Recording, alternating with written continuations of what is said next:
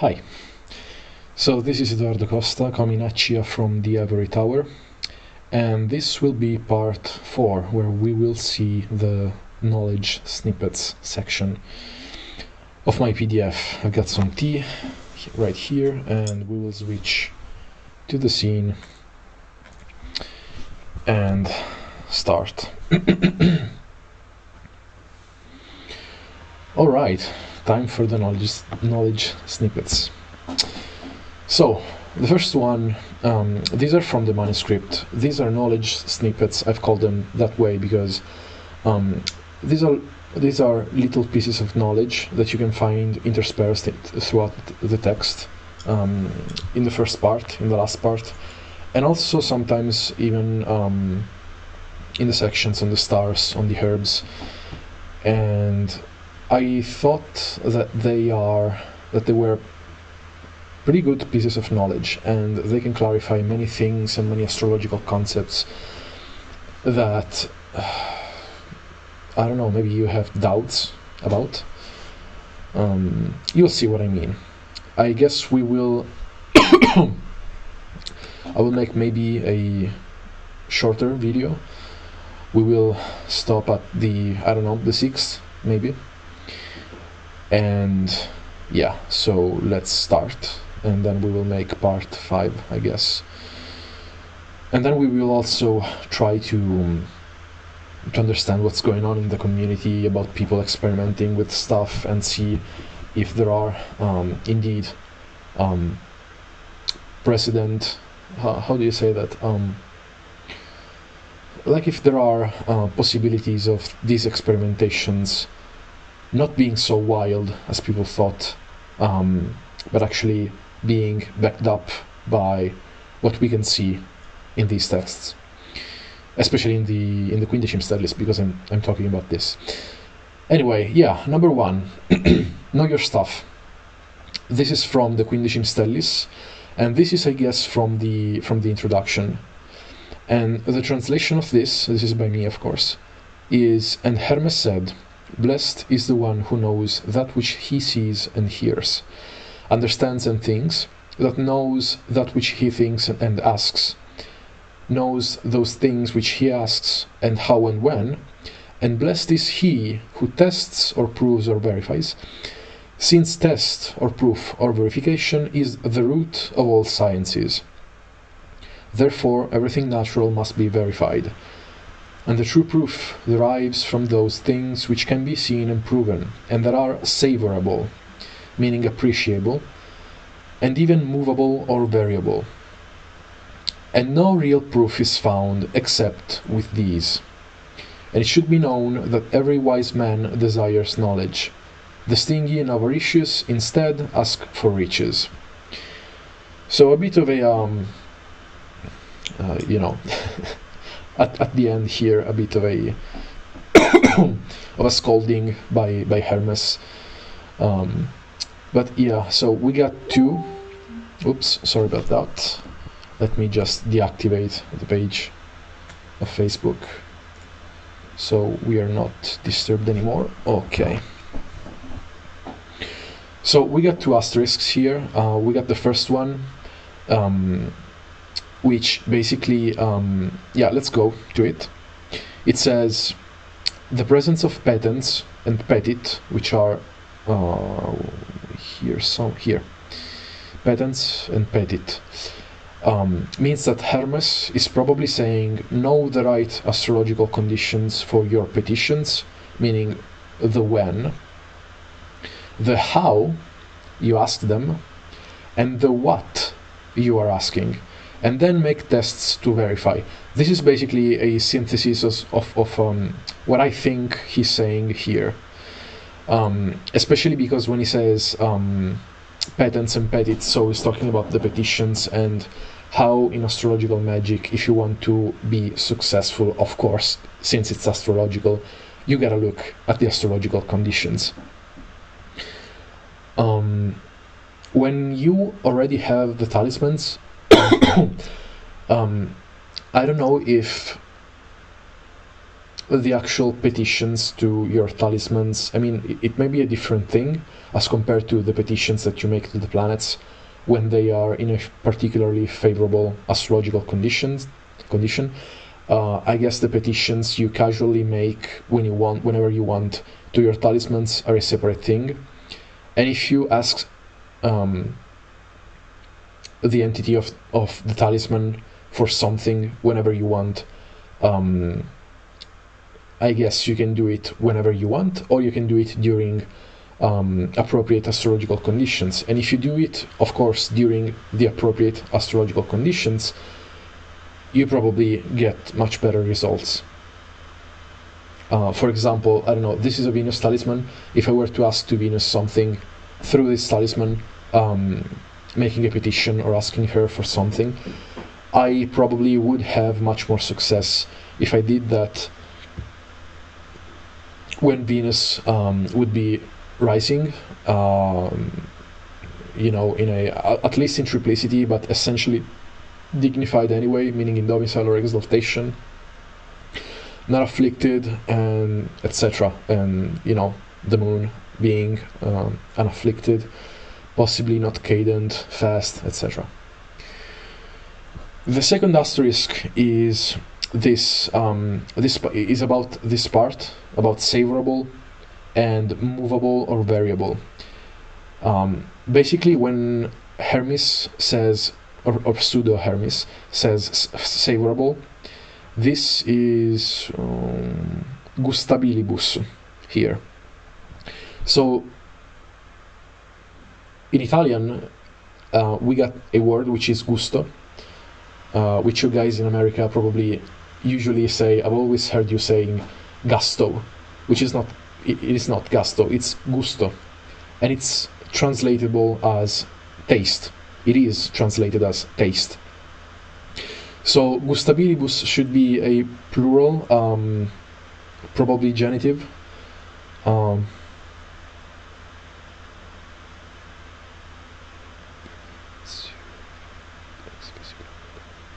it's an adjective. Yeah, but it should be the genitive. Tenetur probare et vera probatio fit ex visibilibus et probabilibus et gustabilibus atque mobilibus et nisi cunistis nulla vera probatio invenitur. Yeah, but anyway, so gustabilibus is an adjective which is basically tasteable, savorable, and what Hermes is saying here, oh sorry, the phone vibrated. What Hermes is saying here is that things basically have to be concrete, and you know, they gotta be tasteable, but tasteable in a sense meaning testable, from test and taste. So you gotta feel them, and no real proof is found if the thing is not visible, or what were the other things? Savorable, seen, proven, yeah, and also movable or variable, which I have no idea what he's talking about when he says mobilibus. Mobilibus is basically, yeah, it's translatable as movable or variable, but I don't know what he actually means here. So yeah, the asterisk is to say this: no idea on what Hermes means regarding the empirical need to have movability or variability. Really, I have no idea. That's just the translation of mobilibus. So yeah, knowledge snippet number 2, complexion, complexiones. So this is from the digitalized manuscript, and this is my translation. It should be noted, moreover, that the higher nature is found fourfold. That is, generating, nurturing, debilitating, corrupting. I think he's talking about the effects of the stars. And Hermes said, 4 are the temperaments. That is, vitality from sanguis. He says here, 4 sunt complexiones. 4 are the complexions, meaning the temperaments. such as sanguis. So sanguis, when he says sanguis, it means vitality, but of course he's referring to the sanguine temperament, and this is confirmed by the other three that he's talking about here. After this, he says phlegm, meaning the phlegmatic temperament, choler, the choleric, and melancholic. And similarly, 4 are the elements, that is fire, air, water, and earth, of course. And 4 are the things that each happening is composed of. Happening here may also be translated as event, I guess. Quattor sunt in quibus omnia accidentia. Yeah, it's accidentia. So it's probably each happening, each event, an accident, but without the negative connotations of the word accident in English. Accidentia is like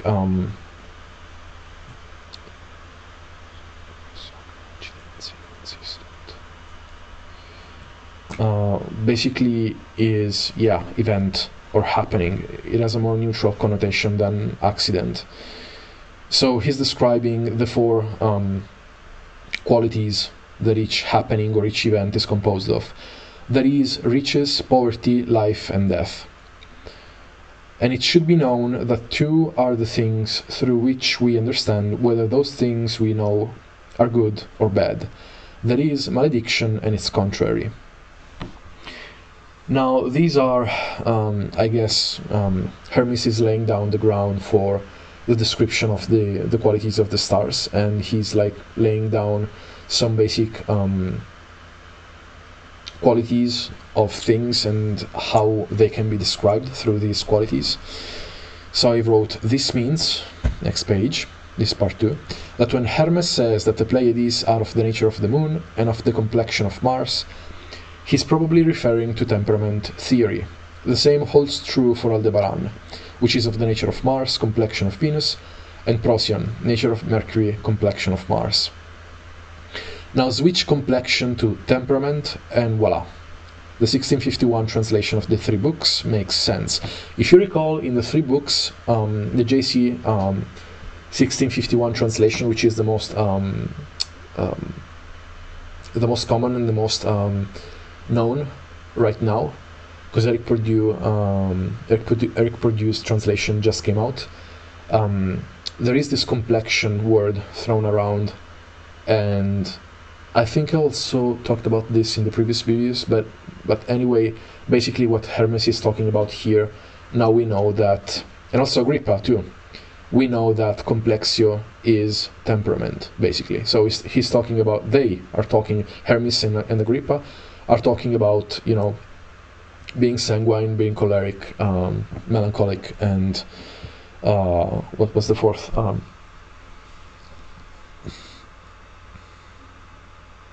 Phlegmatic, sorry. So another translation, this is another hypothesis of mine. Another translation for complexio, although far-fetched, could be group, aggregation, probably intended as asterism, meaning referred to the stars. So Aldebaran would be a martial star in the asterism of Venus, in the Taurus constellation, of course. The Pleiades would be a lunar group of stars in an asterism normally associated to Mars, because although in the shoulder of Taurus, the Pleiades were anciently sometimes considered to be their own martial and unfortunate asterism, in fact causing blindness, wantonness, and turbulence.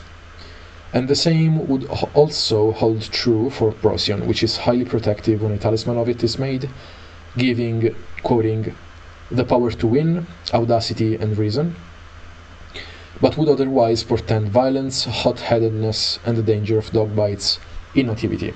And as you know, of course, we know that fixed stars tend to have malefic effects in nativity, but when you make a talisman of them, they tend to give the positive, sometimes even the contrary effects, sometimes even straight up positive effects. instead of the negative effects that they normally give. I don't know, think about the Pleiades. The Pleiades are very, very, very unfortunate when you are born with the Pleiades, like on the Ascendant or on the MC, because they're nebula, and nebulae are associated to blindness and problems to the eyes, and it's very much probable that you become blind if you're born with the Pleiades in one of these places. However, if you make if you make astrological talismans out of them, meaning when the moon is conjunct the Pleiades and the Ascendant or the MC and blah blah blah, you know the drill. They actually protect the eyes, as we saw in the previous videos, and they give you the powers of calling the spirits of the dead and spirits of the air, and so on and so forth. So completely, they protect against the malefic effects that you would get if you were to be born with the Pleiades, with themselves prominent in your natal chart. But anyway, this one of the translation of Complexio with asterism is a very far-fetched kind of translation. It is an interesting thing to consider, though, because if you look at it, it kind of makes sense. But in the rest of the text, Complexio is just referred to. It's just used to indicate temperaments, basically. So this is why it's really far-fetched, even though it kind of makes sense. It's stretching it a bit. Let's go to the third, fixed stars, planetary modificators theory. So this is the Latin original.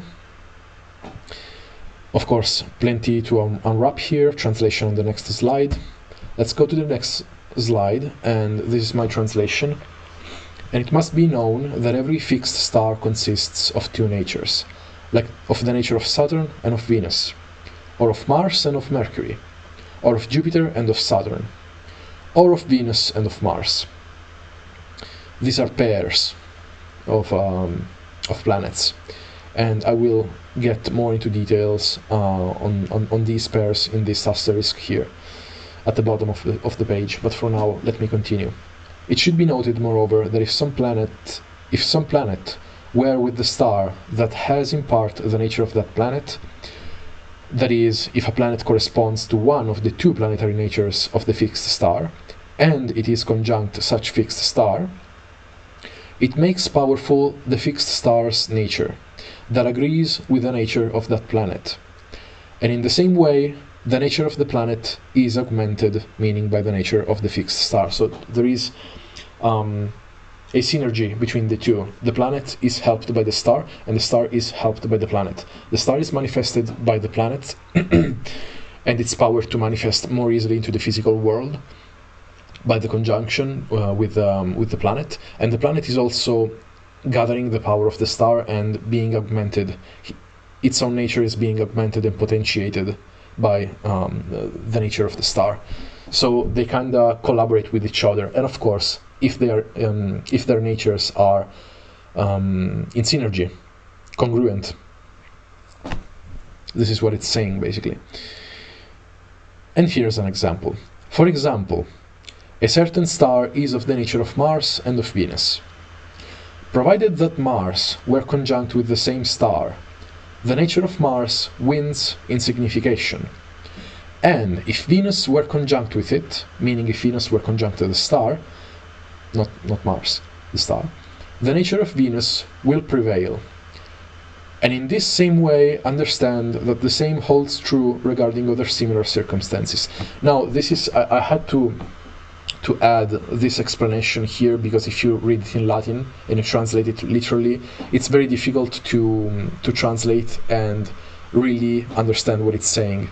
So basically what it's saying here is that, and in this same way understand that the same holds true regarding other similar circumstances. Basically, he's saying when another fixed star of another planetary nature is conjunct a planet of her nature, then the same happens. Basically, this holds true. Sorry, the same reasoning holds true for every fixed star and for every planet which whose nature agrees with the fixed stars. Sorry. Yeah, so basically the same holds true for other similar circumstances. Then he proceeds and says, truthfully, if some fixed star consists of two natures, obviously good and bad nature, and where a benefic planet conjunct with it, or where the benefic planet aspecting it with a good aspect, then it, meaning the fixed star, signifies good. Moreover, of course, from the opposite, evil will come. Pretty straightforward. However, it is not clear what this opposite means. We will see in the next in asterisk number 2. My hypotheses on these. Let's go on for now. Indeed, know that the luminaries and the fixed stars bear a big part of signification, and from them depends a great amount of judgments, and similarly, the same judgments depend from the place of the conjunction of the luminaries. And I don't know what this means, so that's why this is the translation and the literal translation, but I wasn't able to understand what's the astrological sense here, what Hermes is referring to. Probably, I don't know, maybe he's referring to the lunations or to the new moon. I got no idea. The original is et similiter, and similarly, a loco conjunctionis luminarium, and similarly from the place of the conjunction of the luminaries. What does it mean? I don't know. If you know, and if you maybe want to translate maybe this last phrase from this point, from this period, up until the end, Scias quidem quod, then you will make a great service to me and to the community. Because look at this. Scias quidem quod luminaria est stelle fixe magnum sustinent partem significationis. Know that some of the luminaries and of the fixed stars,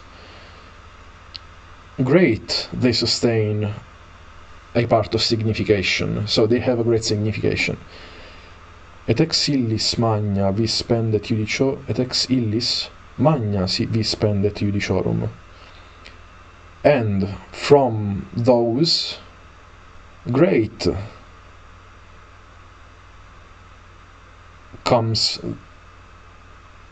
the judgments, or something like that. Depends a great amount of judgments, yeah. And similarly, the same judgments depend from the place of the conjunction of the luminaries.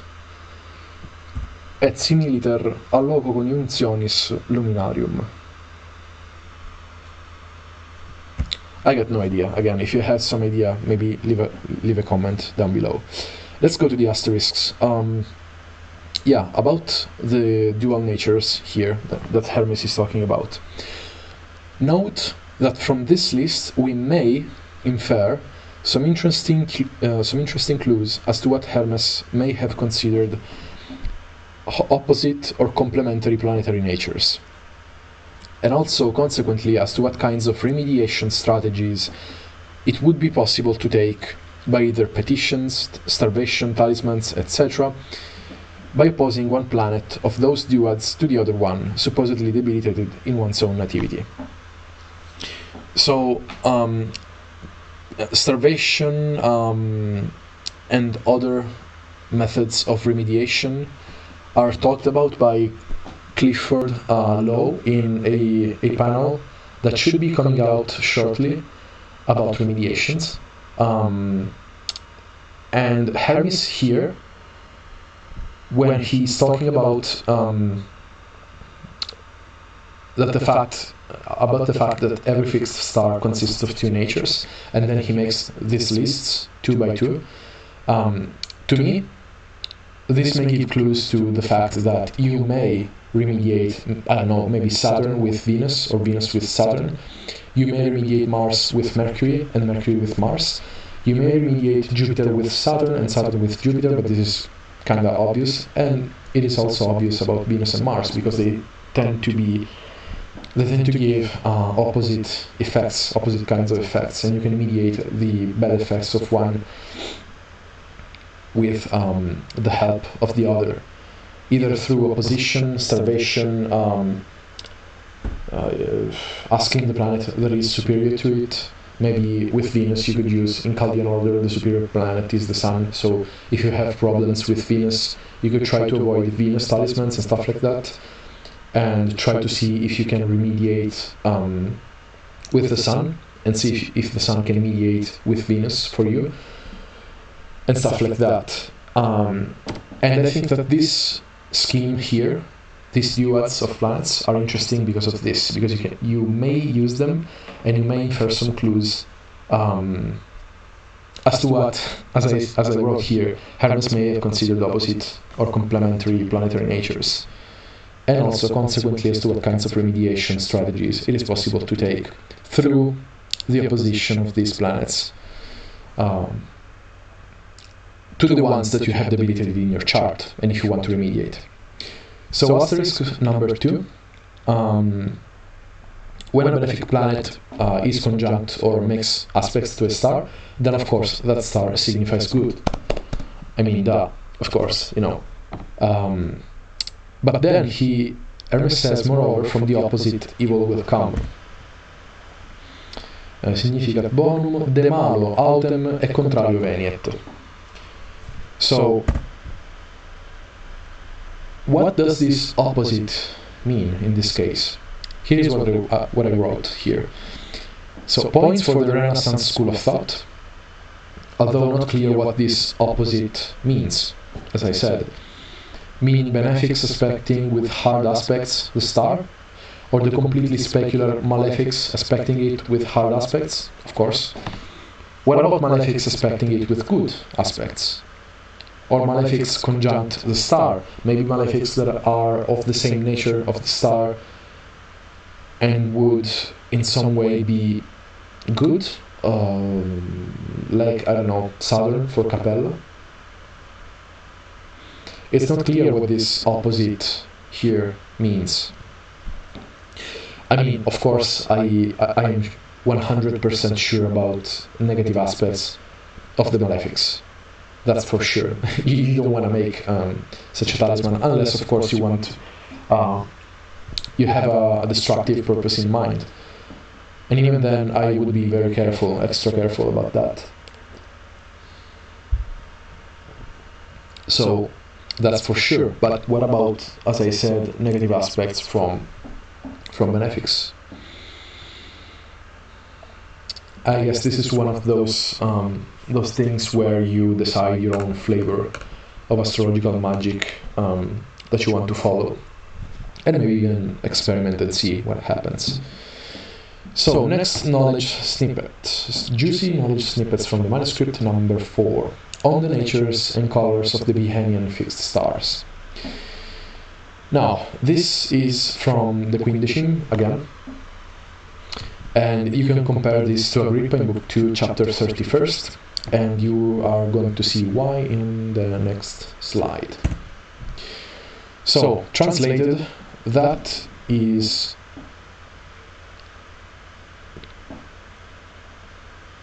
Sorry.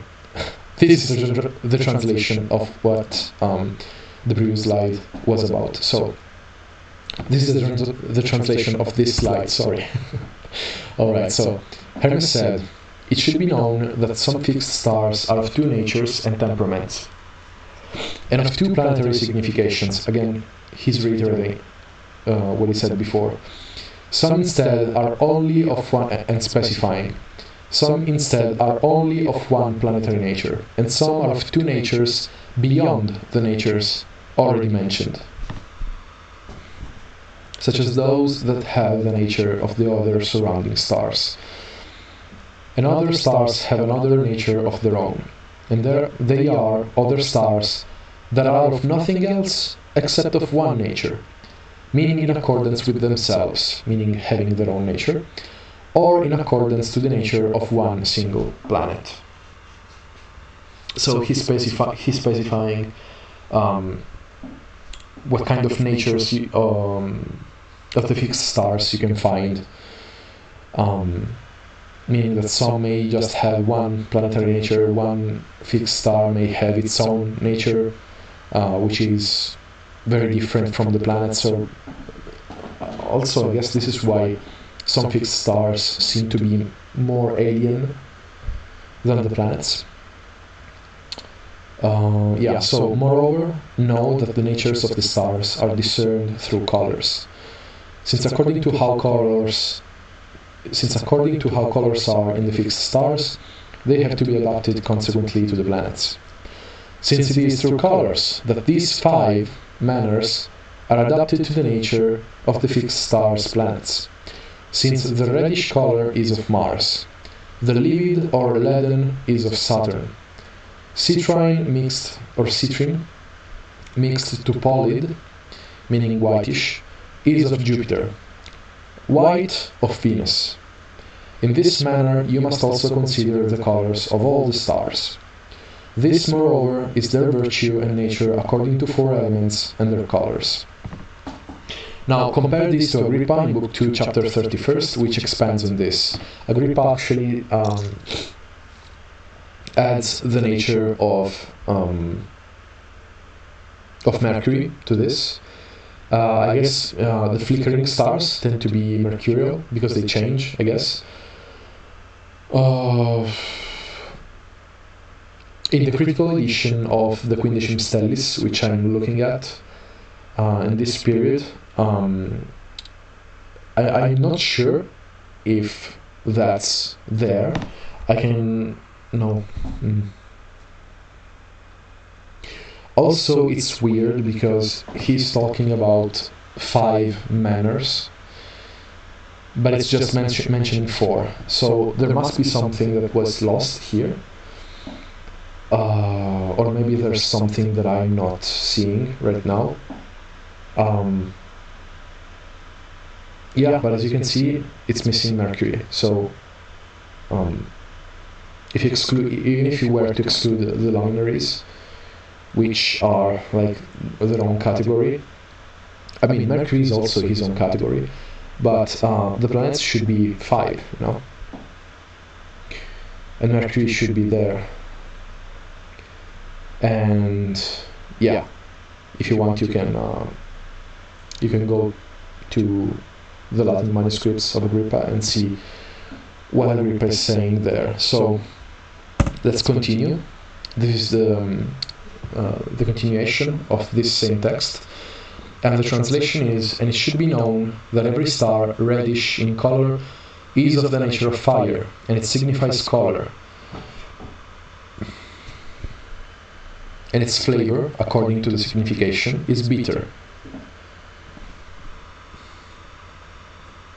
Marus. And every star, livid in color, is of the nature of earth, and it signifies melancholy, and vinegarish flavor, meaning acid or sour. Similarly, also, every star of a citrine color mixed to pallid is of the nature of air, and its temperament is sanguine, and it signifies sweet flavor. Every star, moreover, of white color is of the nature of water, and its temperament is phlegmatic, and it is of salty flavor. And comprehend such, both for the fixed stars as well as for the wandering ones, meaning the planets. And the same for the major, meaning the bigger ones, as well as for the average ones, and also for the minor, meaning the smaller ones. Thus, in this way, you will find the truth, God willing, God giving, or by the grace of God. Deodante.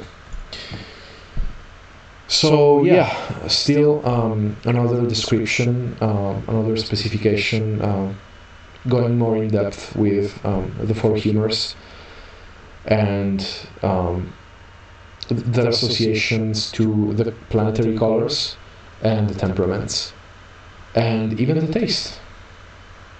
So very interesting piece of information, very interesting knowledge snippet, very juicy. Let's go to the fifth one. Size matters. Wink wink. So, after we have mentioned about the stars before,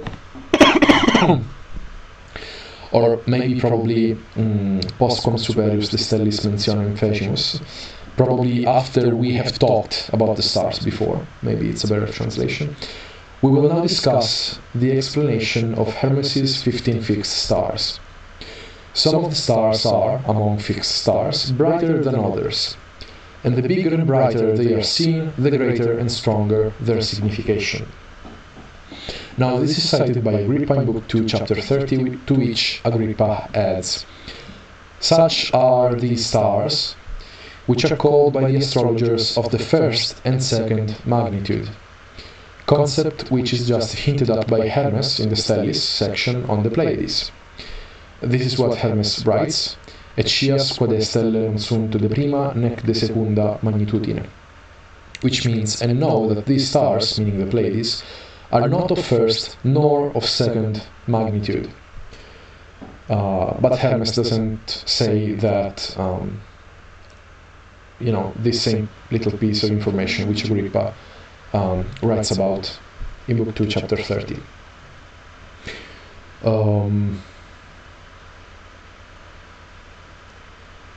Also interesting that the Pleiades as an asterism are considered as fixed stars and important, even if they are not of a first or second magnitude. Maybe it's because they are such, they have always, being an asterism, if you look up at the sky, they captivate your sight, they are an interesting asterism. So even if they are not of first or not of second magnitude, they're pretty important, I guess. So, number 6, planetary modificators theory, again, this time about Aldebaran. This is the Quindecim Stellis part on Aldebaran, and this is my translation. And he said, such star, meaning Hermes, such star is fixed, referring to Aldebaran, and this of the nature of Mars and of temperament of Venus.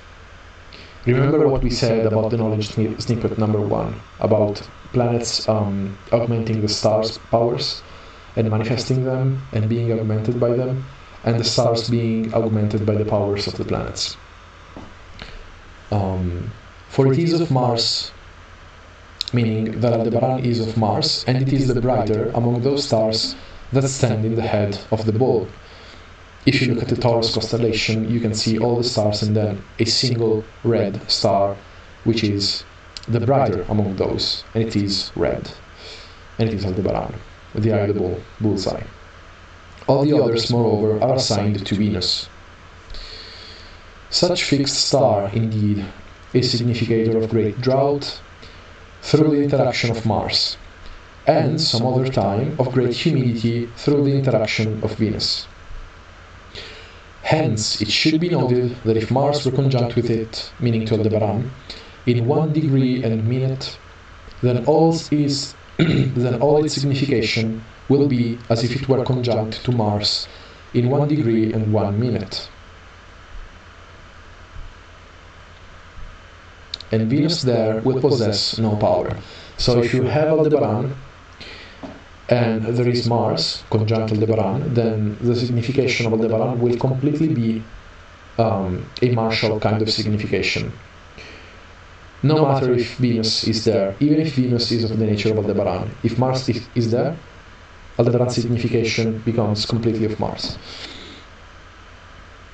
And if Venus were conjunct with Aldebaran in 1 degree and 1 minute, its signification would be as if it were conjunct to Mars in 1 degree and 1 minute.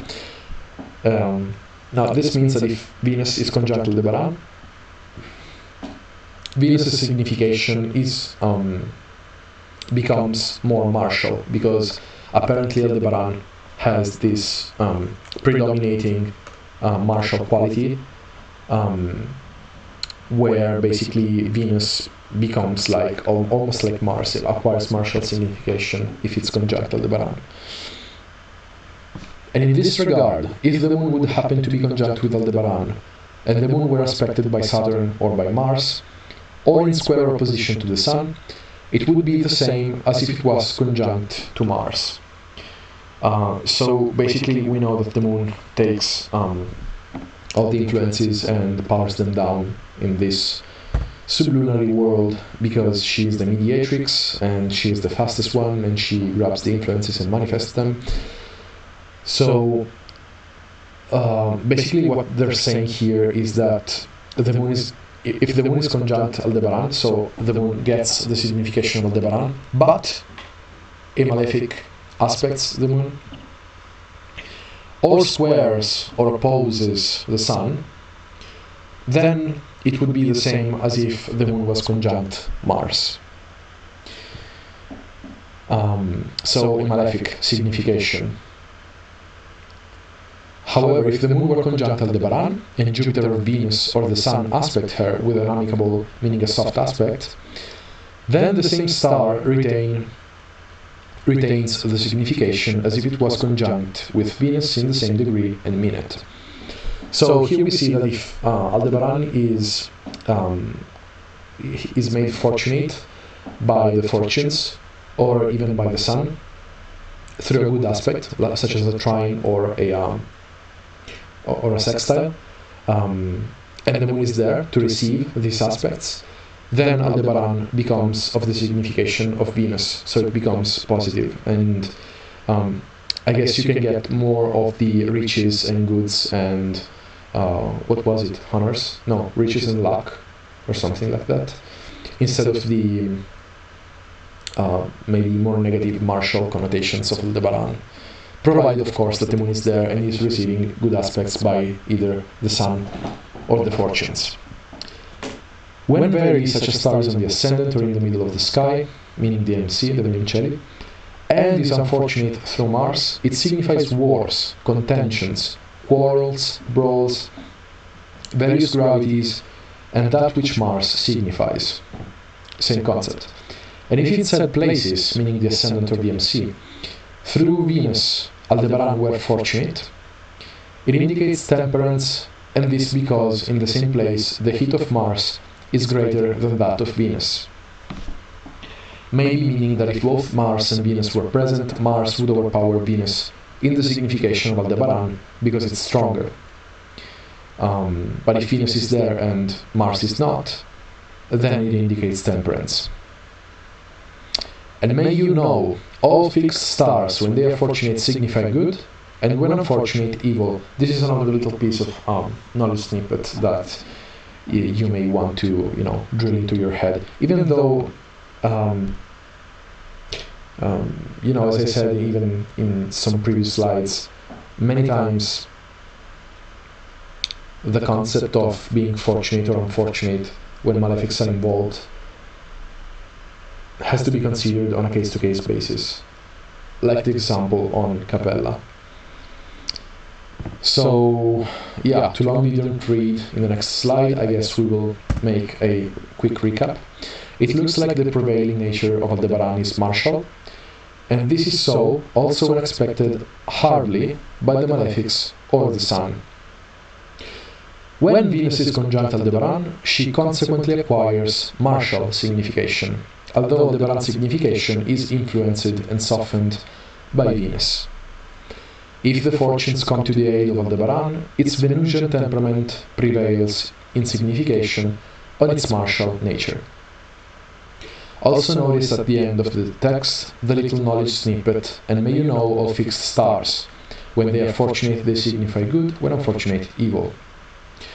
It's also interesting to note that no specifics are mentioned for the aspects cast by malefics, which makes one think that all aspects, meaning the conjunction, soft and hard, cast from them are evil, at least in this case regarding Aldebaran.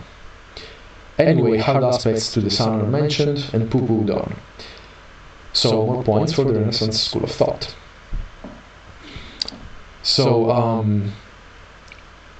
yeah, more points for the Renaissance school of thought. No specifics are mentioned for the aspects cast by malefics, so there is reason to believe that trines and sextiles cast by malefics, not to mention conjunctions, may very well be shunned because of the malefic signification, at least regarding this specific case of Aldebaran. And yeah, that's it for today. We will see the